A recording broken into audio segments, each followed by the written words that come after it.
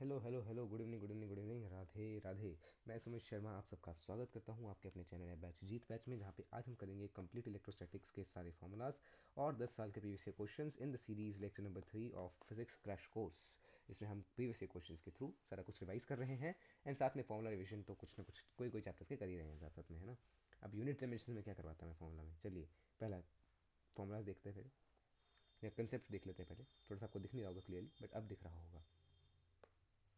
Self made notes है भाई, notes है भाई, ठीक है ना। हाँ जी। सबसे पहला बात करते हैं चार्ज। ये तो अब तुम्हें पता होना ना, चार्ज क्या है, क्वांटाइज्ड होता है, फ्रिक्शन से, इंडक्शन से, कंडक्शन से बना सकते हो। रेस्ट पे है तो इलेक्ट्रिक फील्ड देगा, मोशन पे है तो इलेक्ट्रिक फील्ड मैग्नेटिक फील्ड दोनों, एक्सेलरेटेड मोशन पे है तो तीनों। मैंने ईएम वेव भी बनाता है साथ में, ठीक है ना। अच्छा, कंडक्शन के लिए याद रखना है, कंडक्शन तब तक होगा जब तक दोनों बॉडीज़ का पोटेंशियल सेम ना हो जाए। फोर्स बिटवीन टू चार्जेस, दो चार्जेस के बीच का force, you already know, K Q one Q two by R square. It is medium dependent, अगर कोई मीडियम में है, अगर किसी मीडियम में पूछा गया है तो you know that epsilon not की जगह आप क्या लिखेंगे, एप्सिलॉन मीडियम लिखेंगे। और एप्सिलॉन मीडियम क्या होता है, एप्सिलॉन नॉट मल्टीप्लाई बाई के। के क्या है, डाइलेक्ट्रिक कांस्टेंट, इसको आप एप्सिलॉन रिलेटिव भी बोल सकते हैं, ठीक है ना। तो ये एप्सिलॉन मीडियम है, तो यहाँ से आप एप्सिलॉन आर यानी कि के की वैल्यू भी निकाल सकते हो, ठीक है ना। ये इसका डायमेंशन वगैरह देख लेना, वैल्यू आपको याद होनी चाहिए, 8.85 इंटू 10⁻12, ठीक है। मीडियम में फोर्स इस प्रकार हो जाएगा, कम हो जाएगा फोर्स, है ना। Time period of air of an electron revolving around a stationary positive charge, तो ये टाइम पीरियड याद रख लीजिए डायरेक्ट। कैसे निकाला गया पहले वो देखो। जो भी आपके पास इलेक्ट्रोस्टैटिक फोर्स था उसको एम आर ओमेगा स्क्वायर के साथ आपने इक्वेट कर दिया, और फिर वहाँ से टाइम पीरियड निकाल लिया। कैसे, omega is equal to 2 pi by T से टी यू सेट लेके 2 पाई बाई ओमेगा कर दिया, ठीक है ना। अब नेक्स्ट पॉइंट है, सिमेट्रिकल ऑब्जेक्ट्स के लिए force will be zero.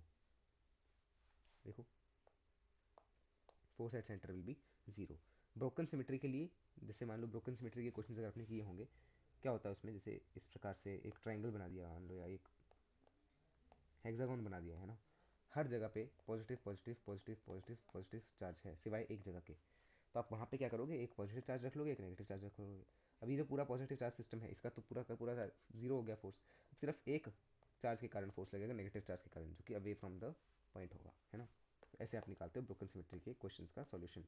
Next, अगर इक्विलिब्रियम में है सिस्टम तो सारे चार्जेस के लिए जो है फोर्स जीरो हो जाएगा। अच्छा, दो, अब उन्होंने बोला एक चार्ज है क्यू, उसको आप इस तरह से ब्रेक करो कि उन दो जो नए पार्टिकल्स बने, जो नए चार्जेस बने उससे, उनके बीच में मैक्सिमम फोर्स हो जाए एट एट अ डिस्टेंस। तो जो क्यू है, इसको अगर हमने दो पार्ट्स में ब्रेक करना है तो ये क्यू बाई टू और क्यू बाई टू ही होंगे, अगर मैक्सिमम फोर्स चाहिए तो, ठीक है ना। Next, null point problems. अगर आपने नल पॉइंट प्रॉब्लम्स किए हैं तो आपको पता होगा कैसे करते हैं। लाइक चार्जेस के बीच का नल पॉइंट उनकी लाइन, उन्हीं उसी लाइन के ऊपर लाई करता है, और वो उसका फॉर्मूला क्या है, D upon under root N plus one. क्या है मतलब इसका, बता देता हूँ, क्योंकि आपको यहाँ पे दिख नहीं रहा होगा स्क्रीन पे। Let me take you to the another slide, see here. Let us see this is positive charge, this is another positive charge, distance is D. I I asked you that please give me such location जहाँ पे मैं कोई एक charge Q रखूँ कि इस Q charge के ऊपर फोर्स जीरो हो जाए, तो उसको बोलते हैं null point for this charge only. पूरे सिस्टम का नल पॉइंट नहीं है, इसी चार्ज का नल पॉइंट है। तो वो कहाँ पे होगा पॉइंट, तीन ऑप्शन हैं, एक तो यहाँ पे होगा, होगा तो इसी लाइन के ऊपर, ये मैंने आपको बता दिया। एक यहाँ पे होगा, एक यहाँ पे हो सकता है, माने इस एरिया में हो सकता है, इस एरिया में हो सकता है, इस एरिया में। तो अगर लाइक चार्जेस हैं तो सेंटर में होता है, सेंटर में मैंने इस लाइन पे होगा, है ना। और कहाँ पे होगा, let's set is Q, this is an Q, मतलब ये एन गुना है, यानी कि अगर ये 1 कूलम है तो ये 4 कूलम मान लो, 5 कूलम मान लो, इस प्रकार से, है ना। मतलब इसका कुछ मल्टीपल है। अगर मान लो मल्टीपल ना हुआ, ये 2/3 कूलम है, ये 3/2 कूलम है, फिर कुछ नहीं, इसको आप वन बना लो। इसको आप वन बना लो कैसे, दोनों को इससे डिवाइड कर दो। इसको 1 कूलम बना दिया, इसको 2/3 से डिवाइड कर दिया, ये इतना कूलम हो गया, है ना। कोई दिक्कत नहीं है, ऐसे भी आप कर सकते हो, अब ये जिसने पढ़ा है ना उसको पता होगा वैसे, ठीक है। But let's say it is Q, this is an Q, ठीक है। तो स्मॉलर चार्ज के पास में होता है null point, let's say this is the X distance from smaller charge, that X will be D upon under root N plus one. अगर unlike charges हुए तो इस साइड होगा, स्मॉलर चार्ज के पास ही होगा बट इस साइड हो जाएगा, तो क्या हो जाएगा, D upon under root N minus one. यही यहाँ पे आपको लिखा हुआ मिलेगा, ये रहा। Equilibrium, stable unstable. अगर स्टेबल है तो एस एच एम का टाइम पीरियड पूछा जा सकता है, तो अब यहीं पे हम आएंगे इक्विलिब्रियम का केस।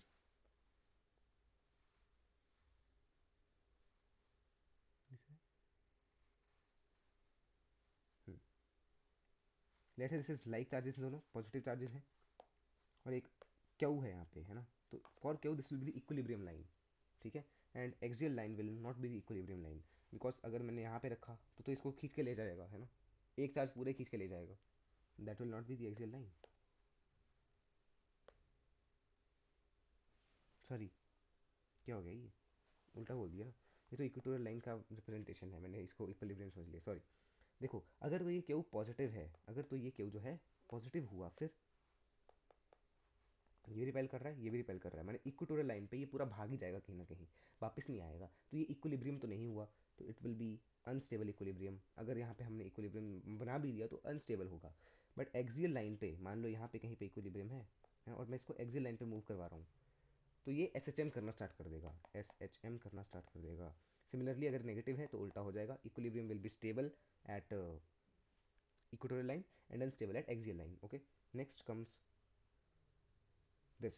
हाँ, ये मैं आपको आगे करके समझाता हूँ, ये यहाँ पे जगह है, यहीं पे समझा देते हैं। देखो एक चार्ज ये है, एक चार्ज ये है, इनको ज्वाइन करा, जो सेंटर वाली लाइन है इक्वेटोरियल लाइन जिसको आप बोलते हैं, वहाँ पे कहीं पे ऊपर, जैसे दो चार्जेस ऐसे हैं ना, तो कहीं ऊपर परपेंडिकुलर डिस्टेंस पे, एक्स परपेंडिकुलर डिस्टेंस पे, और इनके बीच का डिस्टेंस है लेट्स से डी, है ना, हमने एक चार्ज रखा क्यू। मैंने बोला इस क्यू के ऊपर या इस क्यू नोट के ऊपर फोर्स बताइए, है ना, इस क्यू नोट के ऊपर फोर्स बताइए, क्यू नोट के ऊपर फोर्स बताइए। तो वो क्या हो जाएगा, कितने चार्जेस हैं, दो चार्जेस हैं, तो टू क्यू। डायरेक्ट ट्रिक बता रहा हूँ,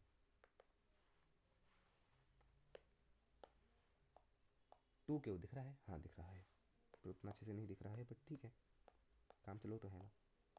to Q Q naught into X upon X square plus R square की पावर 3/2। बोले आर स्क्वायर कहाँ से आ गया, इसमें तो आर है ही नहीं, इसमें तो डी है। देखो इसका एक सर्कल बनाओ, सर्कल बनाया, इन दोनों को जोड़ के, इसका जो रेडियस है वो आर है, तो इसका रेडियस क्या हो जाएगा, डी बाई टू हो जाएगा, तो डी बाई टू यहाँ पे पुट कर देना। ऐसे ही आपको सब में करना है। अगर रिंग है तो, जैसे यहाँ पे रिंग दे दी है, मान लो रिंग दी क्या, ये देखो ये रिंग है ना, तो अब रिंग में चार्जेस कितने हैं, एक, तो यहाँ पे वन यूज़ होगा। ये आपके पास एक स्क्वायर है, तो स्क्वायर में चार चार्जेस तो चार, ट्राइंगल में तीन चार्जेस तो तीन, इसमें दो चार्जेस तो दो, इस प्रकार से। बाकी सब सेम है, बाकी सब सेम है, बाकी सब सेम है, याद रखना। रेडियस पुट करना है आपको, जो चार्जेस को जोड़ के सर्कल बन रहा है उसका रेडियस, ठीक है। नेक्स्ट, मैक्सिमम कब होगा ये चार्ज, ये फोर्स जो है ये मैक्सिमम कहाँ पे होगा, जब एक्स की वैल्यू क्या पुट करूँ कि ये मैक्सिमम हो जाए। सो फॉर दैट आप डायरेक्ट याद रखिए, X will be equal to plus minus R by root two. R फिर से रेडियस है पूरे सर्कल का, ठीक है ना, जो सर्कल बनेगा उसका। तो एक मिनट इसको बंद करो, दिख रहा है ना, हाँ, ये मैक्सिमम का देखो। अब टाइम पीरियड क्या हो जाएगा, टाइम पीरियड ये देखो, वही जो हमने पीछे निकाला था ना, उसी प्रकार से यहाँ पे निकालना है। जो भी इलेक्ट्रोस्टैटिक फोर्स है उसको आप R omega square, M R omega square के बराबर पुट कर दो, ओमेगा निकल जाएगा, टाइम पीरियड निकाल लेना, ठीक है। देखो टू पाई अंडर रूट में M D cube by two K Q E, two K Q E, ठीक है। यहाँ पे, यहाँ पे मतलब आर का क्यूब होगा, आर का क्यूब होगा हमेशा, और नीचे जो नंबर आ रहा है वो नंबर होगा जितने चार्जेस हैं उस पूरे सिस्टम में, यहाँ पे नीचे जो नंबर आएगा, ठीक है। ट्रिक वाइज मैंने बता दिया जितना बता सकता था। देखो अब इलेक्ट्रिक फील्ड के कुछ फॉर्मूलाज हैं, फोर्स के कुछ फॉर्मूलाज हैं। देखो ये यहाँ पे आपको फोर्स बताना है, तो ये डी डिस्टेंस पे है, तो K Q L upon D plus D into D plus L, K Q Q upon D into D plus L, ठीक है। ये देखना, tan theta is equal to F E by M G, याद रखना tan theta is equal to F E by M G. और अगर ये पानी में मैंने डिप कर दिया तो बस उसको आप के से डिवाइड भी कर देंगे फोर्स को, ठीक है जी। ये एक बार देख लेना ज़्यादा एनालिसिस करके, यहाँ पे मैंने आपको दिखाया हुआ है। नेक्स्ट कि अब एम में भी चेंज आएगा ना, एम में भी तो चेंज आएगा, वो एन सी वाला वो फोर्स उसको ऊपर की तरफ लगेगा, एम जी नीचे लगेगा, तो जी इफेक्टिव पुट करना पड़ेगा आपको। अगला F is equal to Q E. Next ये क्या है, स्टॉपिंग टाइम, स्टॉपिंग टाइम देख लो, half M V square by Q E, यानी कि kinetic energy upon Q E, ऐसा मान लो, ठीक है। टाइम पीरियड में जी इफेक्टिव आप ऐड कर देंगे, मतलब नीचे जी इफेक्टिव लिखना है, और इसमें जी इफेक्टिव क्या हो जाएगा, क्यू ई बाई एम आपने और ऐड कर दिया यहाँ पे, क्यों, क्योंकि एक्सेलरेशन नीचे की तरफ होगी ना, इलेक्ट्रिक फील्ड है नीचे की तरफ, ठीक है। ये लो इसका, इसका एनालिसिस यहाँ पे आपको सब कुछ दिया हुआ है, तो ये आप रीड कर लेना खुद से ही। हाँ, इलेक्ट्रिक फील्ड लाइन इमेजिनरी होती हैं, टेंजेंट डायरेक्शन देगा, पॉजिटिव नेगेटिव, कोई लूप नहीं बनाते हैं, नो इंटरसेक्शन, ये स्पेसिंग जितनी ज़्यादा है उतनी ज़्यादा कम इंटेंसिटी होगी, जितनी ज़्यादा स्पेसिंग उतनी कम इंटेंसिटी। थीटा वन अगर थीटा टू से बड़ा है, थीटा है ये क्या ये, नहीं सॉरी, अगर पहले का चार्ज दूसरे से बड़ा है, मान लो एक 4 कूलम है एक 2 कूलम है ना, तो इससे अगर आप 4 वो दिखा रहे हैं इलेक्ट्रिक फील्ड लाइन्स, तो इससे 2 दिखानी पड़ेंगी, है ना, ऐसा होता है। और कंडक्टर के अंदर इलेक्ट्रिक फील्ड जीरो होती है, ये है यूनिफॉर्म इलेक्ट्रिक फील्ड लाइन्स, ऐसी दिखती हैं। अगला, अब सबकी इलेक्ट्रिक फील्ड की वैल्यू देख लीजिए, रिंग का यही है फॉर्मूला, वही, बस एक क्यू हटा दो, ठीक है, मतलब हर एक में क्यू से डिवाइड कर देना है, रिंग का ये फॉर्मूला हो जाएगा। सेकंड, कोई भी अगर पर्टिकुलर एंगल की रिंग है तो 2 k λ/r sine theta by two, sine theta by two. Disc के लिए क्या करोगे, sigma by two epsilon naught 1 - cos theta, sigma by two epsilon naught 1 - cos theta, theta ये वाला एंगल है, sigma by two epsilon naught 1 - cos theta. Rod के लिए formula क्या था फोर्स का, K Q Q upon D into L plus D, है ना, यही था। अब क्यू हटा दो जो बस, माने force per unit charge, that is only electric field ना। Charge thread, very important case, charge thread का केस, चार्ज थ्रेड का केस, इसमें पैरेलल भी होता है, परपेंडिकुलर कंपोनेंट होता है। अब इसमें कैसे याद रखोगे पैरेलल में कौन सा है, परपेंडिकुलर में कौन सा है, तो मतलब कॉस किस में यूज हो रहा है, साइन किस में यूज हो रहा है, याद रखना, sine will be use in perpendicular component. कैसे याद रखा, पंडित बद्री प्रसाद में परपेंडिकुलर जो है वो साइन पे आता है ना, तो साइन में, साइन जो है वो परपेंडिकुलर उसमें यूज होगा, और साइन में हमेशा प्लस होगा, तो K lambda by R sine theta one sine theta two add K lambda by R cos theta one minus cos theta two, उसका मॉड, मॉड माने सिर्फ वैल्यू लेनी है। थीटा कैसे मेजर करोगे, इस साइड दोनों का थीटा एक सेम डायरेक्शन में मेजर होता है, माने जो आपने ये सेंटर लाइन बनाई है ना, इससे तो ऊपर जाए एक साइड नीचे जाए, तो ये दो आपके दो थीटा हैं, ठीक है। सेमी इन्फिनिट वायर और इन्फिनिट वायर का केस आपको यहाँ पे लिखा हुआ है, एक बार आप रीड कर लेना। ई वर्सेज आर ग्राफ छोड़ दो, आपके काम का है नहीं। डाइपोल, नेगेटिव टू पॉजिटिव कैसे निकालते हैं, 2l डिस्टेंस है किसी दो चार्जेस के बीच में, तो जो distance between the charges multiply by any of the charge, तो 2q इंटू एल, ठीक है। मोनोपोल जीरो होने चाहिए फॉर अ डाइपोल की एग्जिस्टेंस, मोनोपोल जीरो, मतलब हर एक चार्ज जो टोटल चार्ज है उस सिस्टम के वो जीरो होने चाहिए, ठीक है। तो डाइपोल अगर जीरो हो गया फिर ये क्वाड्रापोल का केस बनेगा, माने उसमें इलेक्ट्रिक फील्ड जो है वो आर की पावर 4 के इन्वर्सली प्रोपोर्शनल होगी। नॉर्मली आर की पावर 2 के इन्वर्सली प्रोपोर्शनल होती है, बट अगर हम बात करें डाइपोल में आर की पावर 3, क्वाड्रापोल में आर की पावर 4, ऑक्टापोल में आर की पावर 5, ठीक है। ये आपको मैंने फॉर्मूला बताया है फॉर दैट पी वेक्टर माने डाइपोल मोमेंट। अगर आपको कोई मान लो बड़ा कॉम्प्लेक्स सा सिस्टम दे दिया, तो आप कोई भी एक पॉइंट रेफरेंस मानो, उससे हर चार्ज को मल्टीप्लाई करिए, उस डिफरेंस से, उस डिस्टेंस से, मतलब distance from that point of any charge multiply by that charge, ऐसा करिए और उसको ऐड करते जाइए, तो वो आपके पास डाइपोल मोमेंट आपको दे देगा। एक डाइपोल के लिए इलेक्ट्रिक फील्ड अगर आपने लिखनी है तो कैसे लिखेंगे, एक्सियल पॉइंट के लिए 2 kp/r क्यूब, डायरेक्ट ये वाला फॉर्मूला याद रखिए। इक्वेटोरियल के लिए kp/r क्यूब, और इक्वेटोरियल की जो होगी that will be opposite to the P vector, और ये वाली in the direction of P vector होगी। नेक्स्ट, रैंडम पॉइंट के लिए क्या याद रखोगे, kp/r क्यूब तो आना ही आना है, आर का क्यूब तो आना ही आना है, ये आपको याद रखना है फॉर इलेक्ट्रिक फील्ड, बस 1 + cos² थीटा का रूट, 1 + 3 cos² थीटा का रूट आएगा साथ में। Torque P cross E, work P dot E minus में, पी डॉट ई माइनस का, ठीक है। तो अगर मान लो वर्क पूछा है कि इतने एंगल पे पहले था, इतने एंगल पे ले गए किसी डायपोल को, अब बताओ कितना वर्क हुआ, हमें टोटल कितना वर्क काम करना पड़ा, तो initial cos theta minus final cos theta, initial minus final करोगे क्योंकि पीछे माइनस का साइन था, है ना। देन दो डायपोल के बीच का फोर्स, डायरेक्टली इतना याद रखो कि आर की पावर 4 के इन्वर्सली प्रोपोर्शनल है। Electric flux phi is equal to E dot A, तो ई ए कॉस थीटा, है ना। Incoming flux negative, outgoing flux will be positive. Maximum कब होगा, जब थीटा विल बी 0 या 180, मिनिमम कब होगा, जब थीटा विल बी 90 डिग्री।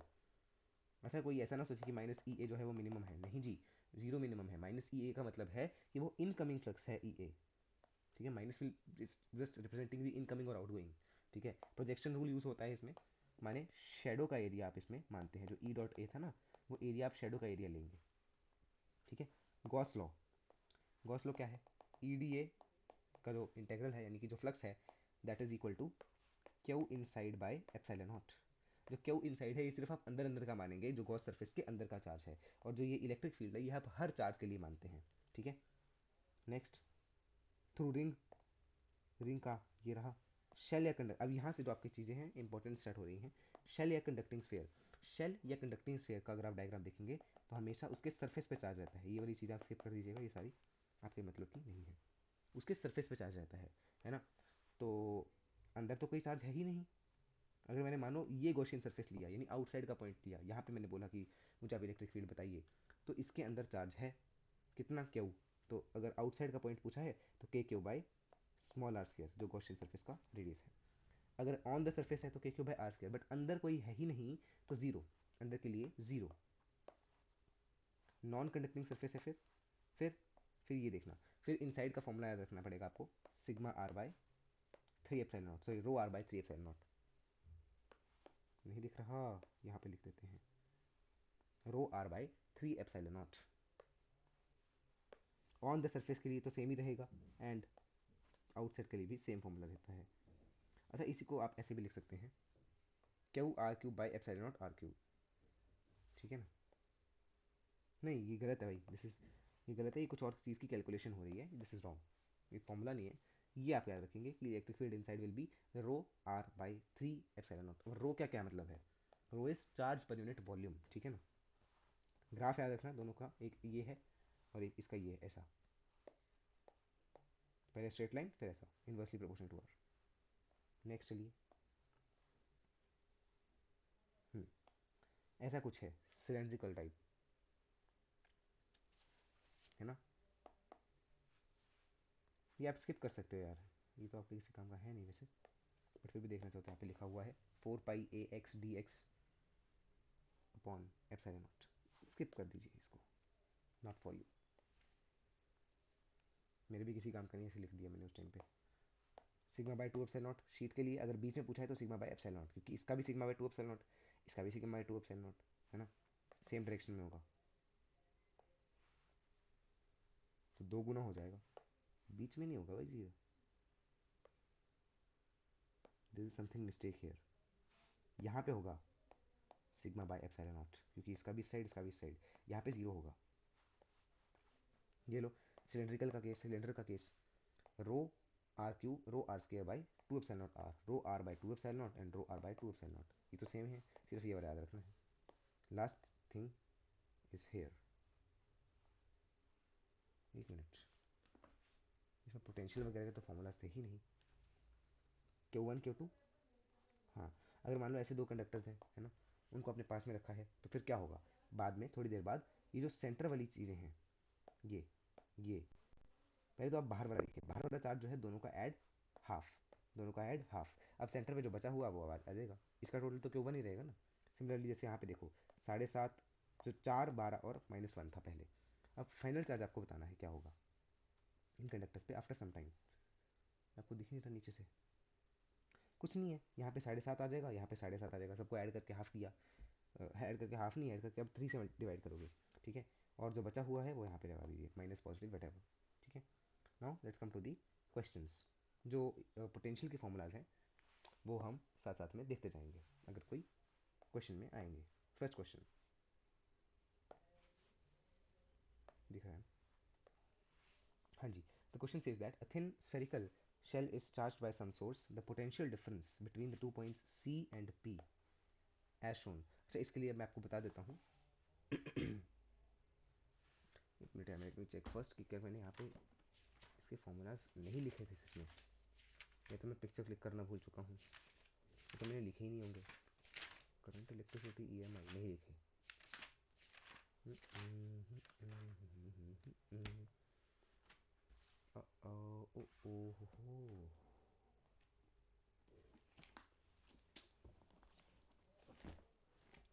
इसमें होंगे, मेरे ख्याल मैं पिक्चर्स क्लिक करना भूल गया फॉर दिस। बुक में है बट वैसे नहीं है ना। वेट, अभी पिक्चर्स क्लिक करके तो लगाने में बड़ा टाइम चला जाएगा, फिर ऐसे ही रिवाइज करवा देता हूँ यहाँ से ही, है ना। हाँ, सबसे पहले आता है इलेक्ट्रिक पोटेंशियल, यहीं से डायरेक्ट हम रिवाइज कर लेते हैं फॉर्मूलाज एक बार, है ना। इनको जब मैंने लिखा है फॉर्मूलाज रिविजन तो पूरा ही करवाऊंगा, फिर ऐसे थोड़ी। या अभी सिर्फ हम इलेक्ट्रिक फील्ड वाले चैप्टर के क्वेश्चंस कर लेते हैं, है ना। पोटेंशियल वाले क्वेश्चंस अगली वीडियो में कर लेंगे। तो ये पोटेंशियल का ही है, पोटेंशियल का है।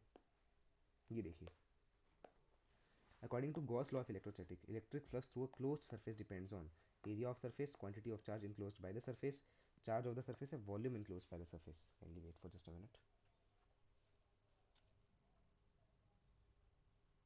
यस, हाँ, तो फ्लक्स पूछा है तो आपको पता है phi is equal to Q inside by epsilon naught. किस पे डिपेंड कर रहा है? Charge enclosed by the surface. A option. B option 2023 का क्वेश्चन है, 2023 का ही क्वेश्चन दोबारा से आया है आपके पास। एक चार्ज है Q microcoulomb placed at the centre of cube, flux from any one side of when any one face. देखो एक क्यूब हमने बना लिया, मान लीजिए ये क्यूब है, उन्होंने बोला है इसके बिल्कुल सेंटर पे है। तो अब सेंटर पे है तो हर फेस से तो जाएगा ना फ्लक्स, तो हर फेस से जाएगा। अब कितना जाएगा हर फेस से? ये टोटल फ्लक्स कितना जाएगा? पहले तो टोटल फ्लक्स बताइए। कितने फेसेज हैं? 8 फेसेज है ना, तो 8 फेसेज से कितना फ्लक्स जा रहा है? Sigma flux phi will be equal to Q upon epsilon naught, Q by epsilon naught into 10⁻⁶, क्योंकि यहाँ पे माइक्रोकूलम में दिया हुआ है, ठीक है ना, और उन्होंने पूछा ऐसा यूनिट में है। बट उन्होंने हमसे क्या पूछा है? एक फेस से। ये तो 8 फेसेस का है, एक फेस के लिए आप इसको क्या करेंगे? 8 से डिवाइड कर देंगे, ठीक है जी। ओह 6 से, सॉरी 6 से क्यों, 6 फेसेस होते हैं, 8 कैसे आ गए? तो ये रहा आपके पास D option. D option will be the correct answer. Next question, if a conducting sphere is charged, potential का है। Electric dipole is placed at angle 30 degree with electric field intensity experiences a torque, magnitude of charge on the dipole is the dipole length is this. मैंने अगर आपको P vector मिल गया तो आपको charge मिल ही जाएगा, because P vector क्या होता है? 2 into Q, 2 into charge into distance, मैंने distance and distance multiply charge है ना। तो सबसे पहले आपको पता है tau is equal to P E sine theta. हमने इसको थीटा के फॉर्म में क्यों लिखा? क्योंकि उन्होंने थीटा दिया हुआ है।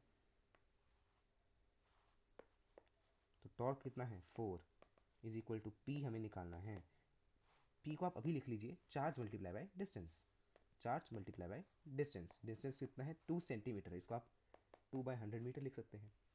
Multiply by electric field, electric field कितनी है? 2 into 10⁵ multiply by sine theta, that is half, because 30 degree है ना। लो अब दिख रहा होगा सब कुछ, ठीक है।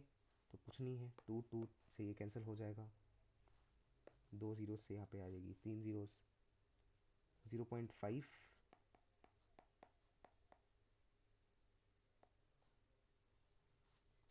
इसको उस साइड लेके जाएंगे ना, तो 2/10⁻³ आ जाएगा चार्ज, तो 2 milli coulomb. C option, 2 milli coulomb, C option will be the correct answer. Next, अगर ये ज़ीरो है फॉर अ सरफेस तो देखो ई डी एस क्या होता था? फ्लक्स होता था, यानी कि Q inside by epsilon not. मैंने अंदर के जो सारे चार्जेस हैं उनका सम जीरो है, तो अंदर कोई चार्ज ही नहीं है, या तो सारे चार्जेस ऐसे हैं जैसे एक प्लस क्यू है तो दूसरा माइनस क्यू है क्वेश्चन सरफेस के अंदर, है ना। तो magnitude of electric field is constant, नहीं जी, जीरो है। हाँ, all the charges must necessarily be inside the surface, नहीं जी। Number of flux line entering must be equal to the number of flux line leaving. हाँ ये भी ठीक है, ये भी ठीक है। कैसे? देखो, अगर एक गॉसियन सरफेस है, एक प्लस क्यू है एक माइनस क्यू है, तो माइनस क्यू के लिए जो इलेक्ट्रिक फील्ड लाइंस हैं वो कहाँ से कहाँ जाती हैं? पॉजिटिव टू नेगेटिव जाती हैं। मान लो पॉजिटिव से बाहर जा रही हैं तो नेगेटिव से उतनी ही अंदर भी तो आएंगी, है ना। तो D option should be the correct answer for this question. यहाँ पे मैं साथ साथ में चेक भी कर रहा हूँ अगर कोई गलती हुई, है ना, बिकॉज मुझे भी पहले टिक करना पड़ेगा डी, फिर मैं चेक करूँगा कि हाँ भाई ठीक है कि नहीं। अगला 2023 का क्वेश्चन है ये। एक इलेक्ट्रिक डायपोल आपको उन्होंने दिया है, इलेक्ट्रिक पोटेंशियल है क्वेश्चन है, चलिए पोटेंशियल का क्वेश्चन है ये। नेक्स्ट, 6 चार्जेस हैं, work done in bringing Q naught to the centre, ये भी वही है, पोटेंशियल वाले चैप्टर का क्वेश्चन है। Angle between electric line and equatorial equipotential surfaces, अगला चैप्टर है ये, छोड़ो। पोटेंशियल अगला है। इलेक्ट्रिक फील्ड इंटेंसिटी, हाँ अब ये देखिएगा, 2 पॉइंट चार्जेस हैं at a distance R greater than L वेराइज एज। अब क्योंकि ये डाइपोल है तो डाइपोल का उन्होंने डायरेक्ट पूछ लिया इलेक्ट्रिक फील्ड की आर के क्यूब के डायरेक्टली क्वेश्चन होती है, तो ये रहा B option.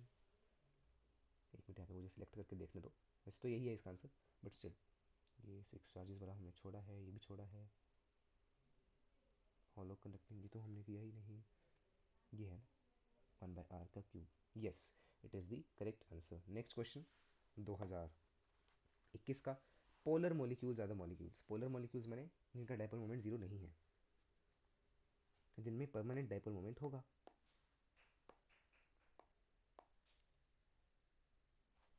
A option. Kindly just wait for minute, इसको मैं चार्जिंग पे करके हमारे दूसरे पॉइंट से लगाते हैं ना, अभी लाइट है नहीं, इन्वर्टर वाले पॉइंट पे इसे कनेक्ट करके आने दीजिए। ओह माय गॉड, इतना डिस्ट्रक्शन क्यों हो रहा है। Now it's okay. Yes, now let's continue over here only. Next is, पहले इसको मैंने देख लिया। हाँ, A dipole is placed in electric field as shown. In which direction will it move? कौन सी डायरेक्शन में जाएगा ये? इलेक्ट्रिक फील्ड की डायरेक्शन ऐसी है, ऐसी है, ऐसी है। बताइए। से ये पोटेंशियल एनर्जी के रिलेटेड है, तो इसको आप अभी छोड़ दीजिए। अगला, two charged spherical conductors R1 and R2 connected by a wire. Ratio of the surface densities. Surface charge densities का रेशो आपको बताना है।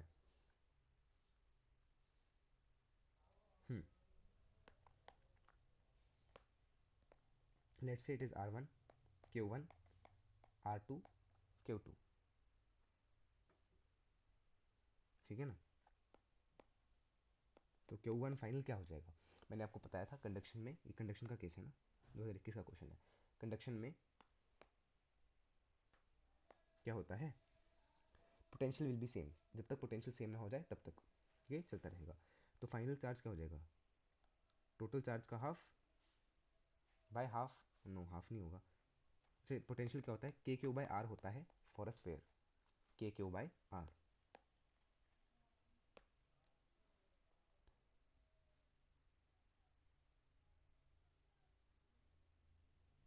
ओके,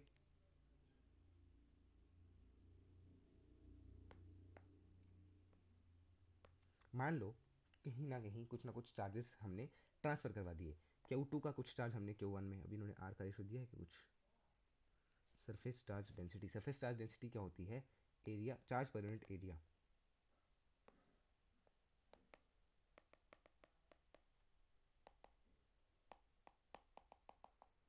ऐसा कुछ आपको देखना है, surface charge density, but radius में भी कुछ ना कुछ रिलेशन वगैरह कुछ निकलेगा।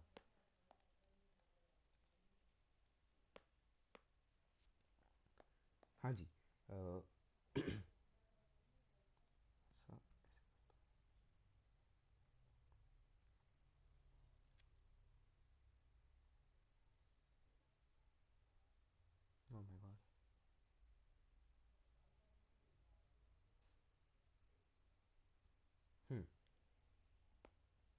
हमें क्या पता है कि इसमें से कुछ ना कुछ चार्ज इसमें से जा रहा है। मान लो मैंने मान लिया कि इसमें से कुछ चार्ज इसके अंदर जा रहा है, लेट से, तो इसका फाइनल चार्ज क्या हो जाएगा, Q2 फाइनल, इसका फाइनल चार्ज क्या हो जाएगा, Q1 फाइनल।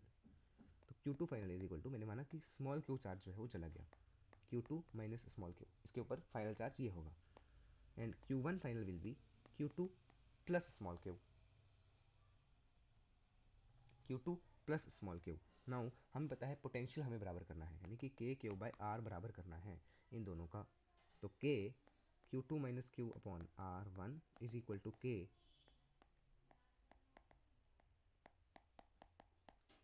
यहाँ पे टू आएगा ना, ये टू का है ना, तो इसको बराबर पुट कर देना है, फिर आपको कुछ ना कुछ रेशो मिलेगी, Q1 और Q2 का कुछ रेशो आपको चाहिए होगा,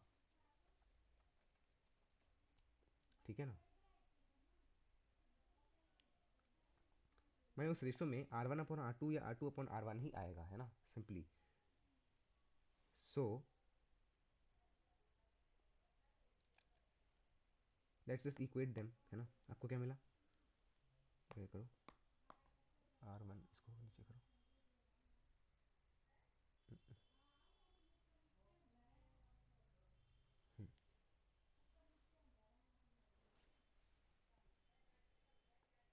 सिग्मा 1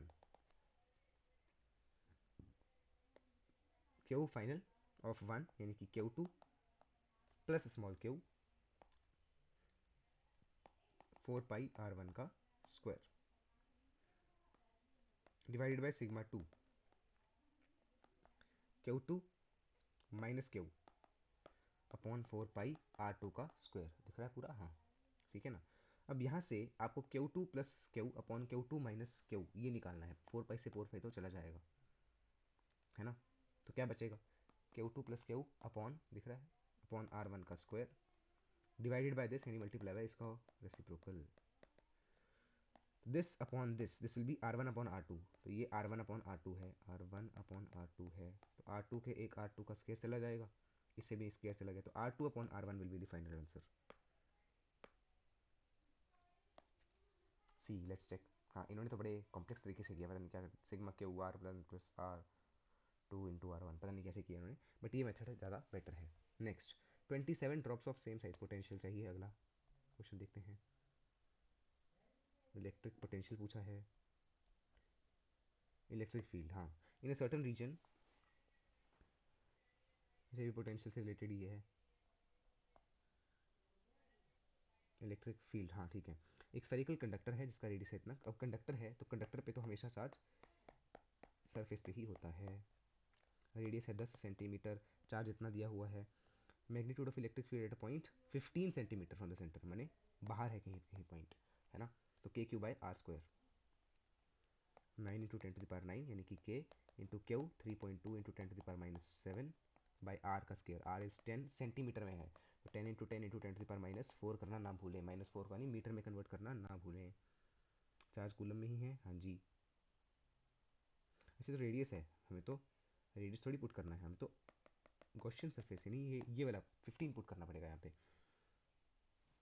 तो बस अब इसे कैलकुलेट कर लीजिए। 5 इंटू 5 आ जाएगा नीचे, है ना। 10 की पावर क्या बचेगी, -3 यहाँ पे।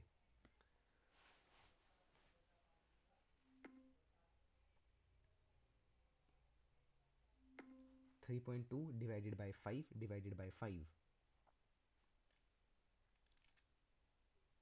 It's 0.128. 0.128 आ रहा है, ठीक है ना।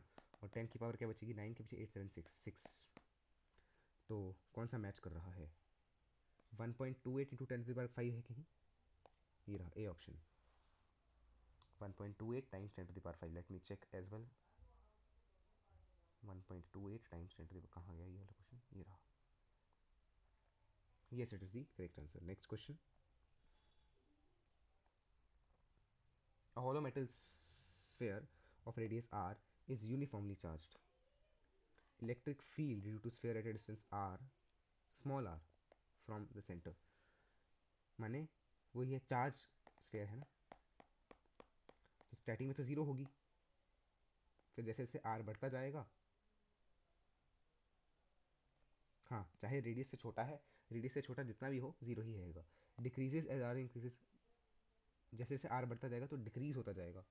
हाँ डिक्रीज तो होगा, क्यों डिक्रीज होगा, क्योंकि inversely proportional to R square है, तो A option will be the correct answer. ये आपका डायरेक्ट उसी क्वेश्चन वही जो आया ना, K Q by R square formula उसी से है। Next, a point charge A and B having this respectively placed at a certain distance apart and the force acting between them is F. 25% of A is transferred to B. Let's say एक था 100 coulomb, ये A है 100 coulomb, B है -100 coulomb. Let's say ऐसे समझना आपके लिए आसान हो जाएगा। एक पॉजिटिव है एक नेगेटिव है, distance is let's say at R, है ना। तो K Q square by R square, this is F, है ना। अब उन्होंने बोला इसका 25% इसको दे दिया गया, A का ही है ना B को, हाँ, माने इसका अब कितना बचा, सिर्फ 75, और इसका कितना हो जाएगा 125। अब न्यू फोर्स क्या हो जाएगा, K इंटू 125 इंटू 75 बटा आर स्क्वायर। आर स्क्वायर से आर स्क्वायर गया, के से के गया। अब रेशो ले लीजिए, 25 into 5 25 into 4, 25 into 3 25 into 4, 4 4 16 by 5 15, 16/15। ये कैसी रेशो आई, ये तो कहीं ऑप्शन में है ही नहीं।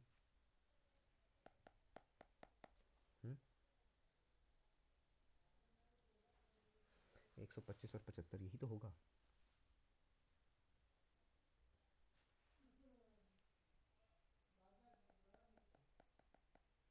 F new will B 15f/16।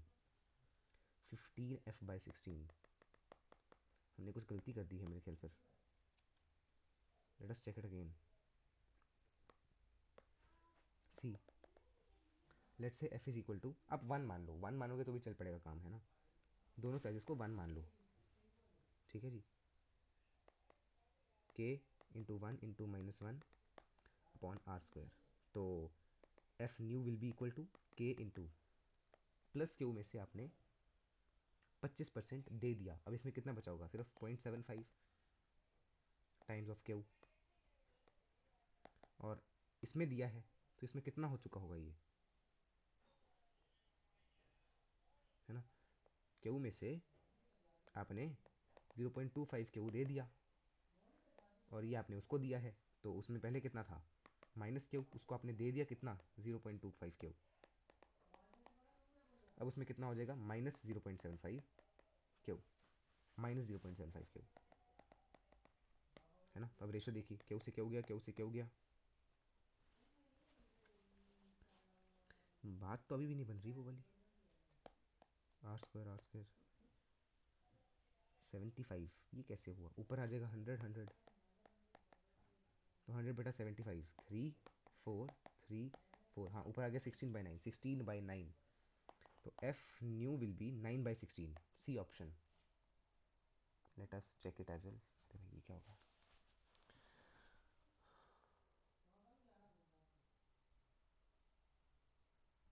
एक मिनट चेक करने दो भाई। 2019 का क्वेश्चन है ये। 16/9 किया है हमने, बी ऑप्शन, सॉरी 9/16, हाँ ठीक है। Next, two parallel infinite line charges with linear charge density, this placed in a distance of 2r, what is the electric field midway। माने एक ये है, दूसरी ये है, इनके सेंटर में बतानी है इलेक्ट्रिक फील्ड। इसको हम येलो कलर से दिखाते हैं। एक का है प्लस लैम्डा, दूसरी का है माइनस लैम्डा, और इनफाइनाइट है, यहाँ पे बताना है। This is the distance 2r, तो उनके सेंटर का ये डिस्टेंस होगा r, ये डिस्टेंस होगा r। तो डायरेक्टली मैंने आपको फॉर्मूला बताया था एक परपेंडिकुलर और पैरेलल का, है ना। तो फॉर इनफाइनाइट वायर, दोनों के दोनों थीटा जो है, थीटा 1 थीटा 2 90 डिग्री हो जाते हैं, क्योंकि यहाँ से इसको जोड़ोगे तो इनफाइनाइट बड़ी दूर है ये पॉइंट, तो घूमेगा, पूरा ही घूम जाएगा 90 डिग्री का एंगल, है ना। तो cos 90 minus cos 90 will be 0, तो मैंने ई पैरेलल तो 0 ही हो जाएगा, सिर्फ ई परपेंडिकुलर बचेगा, that will be k lambda by R sine theta 1 sine theta 2, यानी कि 2 के लैम्डा बाय आर, है ना। तो पॉजिटिव के लिए electric field will be away, तो 2 के लैम्डा बाय आर इधर, और नेगेटिव के लिए टुवर्ड्स, तो 2 के लैम्डा बाय आर इधर, तो 4 के लैम्डा बाय आर, यानी कि 4 into 1/4 pi epsilon naught into lambda by R. 4 से 4 गया, तो lambda by R into pi epsilon naught, ये रहा सी ऑप्शन। चेक करने दीजिए। यस, नेक्स्ट क्वेश्चन 2018 का क्वेश्चन है।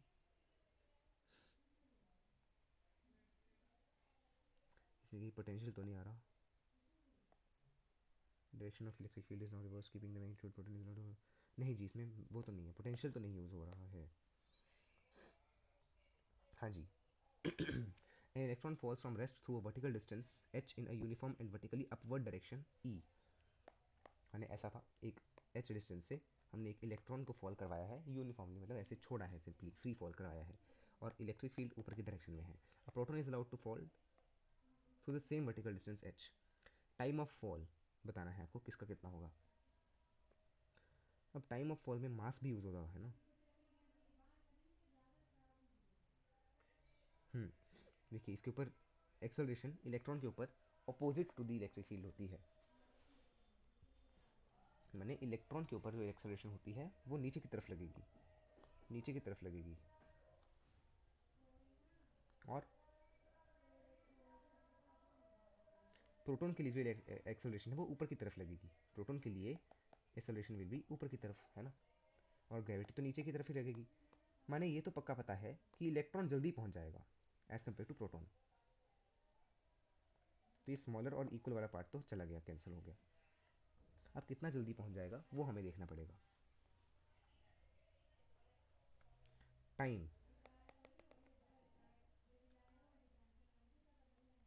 Speed is equal to distance upon time, time is equal to distance upon speed, H upon speed. अच्छा speed तो हमें पता ही नहीं, सॉरी क्या कर रहा हूँ मैं। v is equal to U plus A T V square minus U square is equal to 2as and U T plus half A T square. U तो जीरो ही है दोनों का, तो यही फॉर्मूला यूज होगा, हाफ ए टी स्क्वायर का ratio आपको चाहिए। Time will be equal to 2s by A का root 2h by G, under root 2h by G होता था ना, अब यहाँ पे जी इफेक्टिव यूज हो जाएगा सिंपली माने, है ना। सो फॉर इलेक्ट्रॉन के लिए हो जाएगा 2h बाई जी प्लस, अब क्योंकि इलेक्ट्रॉन को ये इलेक्ट्रिक फील्ड जो है इलेक्ट्रॉन को क्या कर रही है, नीचे की तरफ ही एसोलेशन दे रही है, तो प्लस कर रहे हैं, इसलिए अगर ऊपर की तरफ दे रही होती तो माइनस करते, है ना। अब कितनी एसोलेशन दे रही है आपको पता है, Q E is equal to F, है ना, that is equal to M A, तो एम को नीचे ले गए तो क्यू ई बाई एम,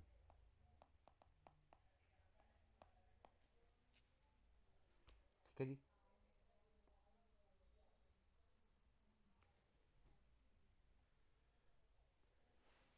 ये हो गया इलेक्ट्रॉन के लिए। Then for proton it will be 2h upon G minus Q E by M proton. अब आपको पता है प्रोटॉन का मास बड़ा ज़्यादा होता है एज कम्पेयर टू इलेक्ट्रॉन का मास, है ना, तो जो जी में से सब्ट्रैक्ट हो रहा है ये चीज़ बड़ी छोटी चीज़ है।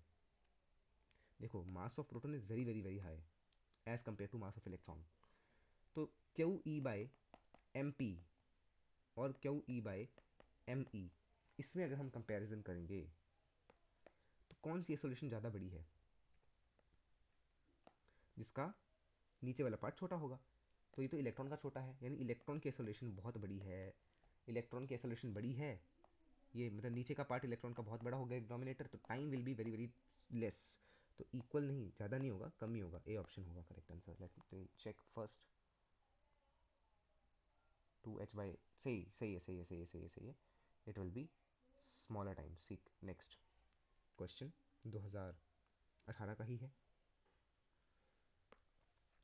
Toy car charge Q moves with a frictionless horizontal plane surface under the influence of uniform electric field E. Force QE, its velocity increases from this to this in 1 second। माने acceleration कितनी हो जाएगी, v minus u upon t यानी 6/1, यानी कि 6 is equal to acceleration that will be equal to QE by m। At that instant the direction of field is reversed, the car continues to move for 2 seconds under the influence of the field। माने पहले इस side थी electric field, अब उन्हें उल्टी direction में लगा दी, तो उसको रोकने के लिए फील्ड को टाइम लगा 2 सेकेंड्स, उसको रोकने के लिए फील्ड को टाइम लगा 2 सेकेंड्स, तो v is equal to zero के लिए टाइम लगा उसको 2 सेकेंड्स, है ना, जब उसकी एक्सेलरेशन बन चुकी थी कितनी, क्यू ई बाई एम।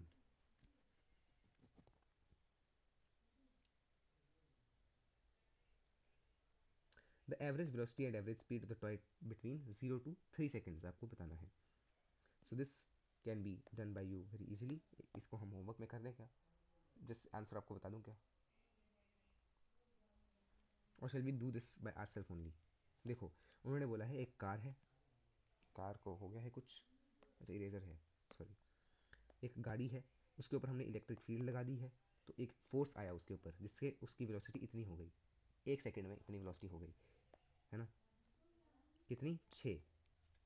तो यहाँ पे इस केस के लिए u इज इक्वल टू 6 हो गया, जो नया केस बना ना उसके लिए u इज इक्वल टू 6 हो जाएगा।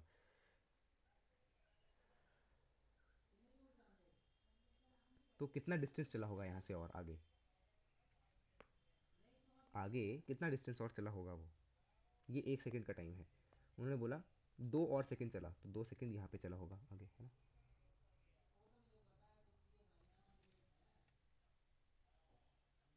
Car continues to move 2 more seconds under the influence of the field.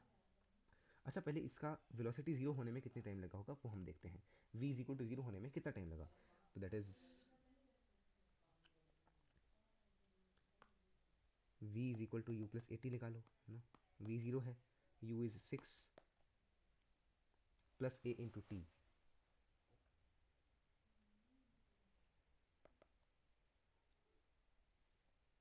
अच्छा एक्सेलरेशन नेगेटिव होगी है ना इस बार, तो -6 × t, तो टाइम कितना हुआ 1 सेकेंड। माने इसके बाद वो 1 सेकेंड, इस पॉइंट के बाद वो 1 सेकेंड और चला है, तो ये एक्चुअली 2 सेकेंड नहीं 1 सेकेंड है। उसके बाद इसकी डायरेक्शन चेंज हो गई, ऐसे आया फिर ये मुड़ के, ठीक है। तो उन्होंने पूछा कि 1 सेकेंड और चला बताइए। अब 1 सेकेंड में इतना इधर तक ही पहुंचा होगा, हम फिर भी निकाल लेते हैं 1 सेकेंड में और कितना चला होगा ये।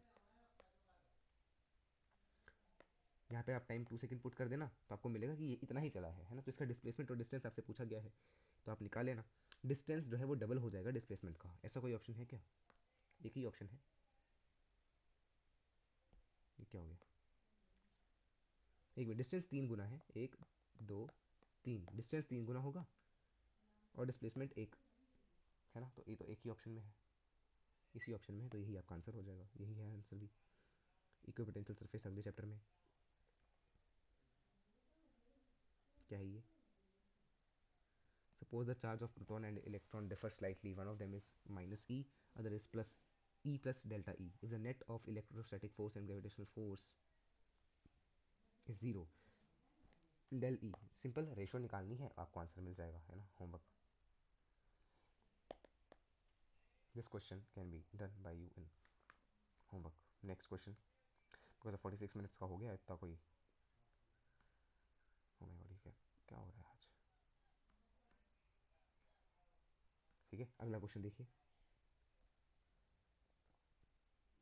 चार्ज ऑन डाइपोल पूछा है, डाइपोल सेम एग्जैक्ट सेम आया है पीछे जो हमने अभी किया, उसमें 2 मिली कूलम आंसर था ना, क्या पता इसका भी वही हो, डाटा भी सेम हो, मैंने देखा नहीं डाटा क्या है, सेम ही है, तो ही 2 आंसर आ गया, इसका भी सेम आंसर है,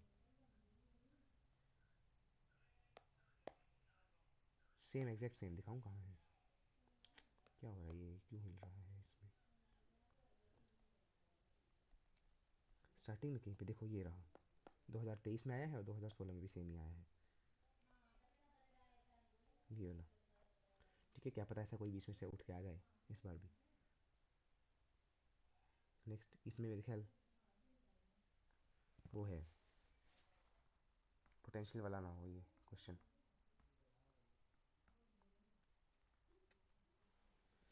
to identical charges spheres suspended from a common, अच्छा ये वो वाला है, suspended from a common point, तो इसको आप कर लेंगे। Potential in region V is equal to this, electric field अगले चैप्टर में पोटेंशियल वाला है ना।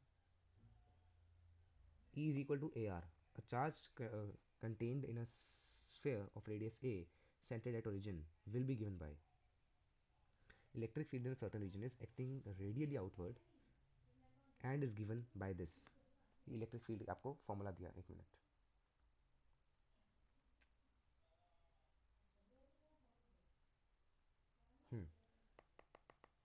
इलेक्ट्रिक फील्ड का आपको फॉर्मूला दिया है AR, a charge contained in a sphere of radius small a centered at origin of the field, माने जहाँ से फील्ड स्टार्ट हो रही है वहाँ पे ही एक चार्ज आपको इन्होंने दे दिया है। तो रेडियली आउटवर्ड, रेडियस ए, तो ए की वैल्यू क्या हो गई, आर के बराबर हो जाएगी, ए की वैल्यू क्या हो जाएगी, आर के बराबर हो जाएगी, है ना। तो इलेक्ट्रिक फील्ड क्या आ जाएगी, ई इंटू ए आ जाएगी। हमसे उन्होंने पूछा चार्ज, तो ई डॉट ए तो फ्लक्स हो जाएगा, इसके अगर हमने एक बार और एरिया से इसको मल्टीप्लाई कर दिया, that will be giving the flux, तो फ्लक्स निकालो पहले, क्योंकि ये स्फेयर है तो 4 पाई A², ये फ्लक्स है। अब flux will be equal to Q inside by epsilon naught, इसको एप्सिलॉन नॉट के साथ मल्टीप्लाई कर दिया तो आपको क्यू इन साइड मिल जाएगा, तो 4 पाई A³ इंटू कैपिटल ए, ये रहा ए ऑप्शन। नेक्स्ट क्वेश्चन 2014 का क्वेश्चन, लास्ट क्वेश्चन है। इलेक्ट्रिक पोटेंशियल पूछ लिया इन्होंने, बट हम फील्ड का कर लेते हैं, है ना। सेंटर पे, सेंटर पे पोटेंशियल क्या होती है, KQ/R होती है, मैंने आपको बता दिया, तो ये और फील्ड जीरो होती है, तो ये इसका बी ऑप्शन हो जाएगा, बोथ आर जीरो नहीं होता, ठीक है। इसी के साथ हमने सारे के सारे questions for electric charges and fields वाले चैप्टर के लिए कर लिए हैं। इलेक्ट्रिक पोटेंशियल के क्वेश्चंस अगले लेक्चर में कर लेंगे, ठीक है ना, with that theory as well, क्योंकि इसमें मैं थ्योरी उसकी लाना भूल गया इसलिए, है ना। तो मिलते हैं अगले लेक्चर में, तब तक के लिए जय Shri Krishna, Radhe Radhe, Sitaram, Radhe Shyam, Radhe Radhe. Thank you. Alright, मिलते हैं अगले लेक्चर में।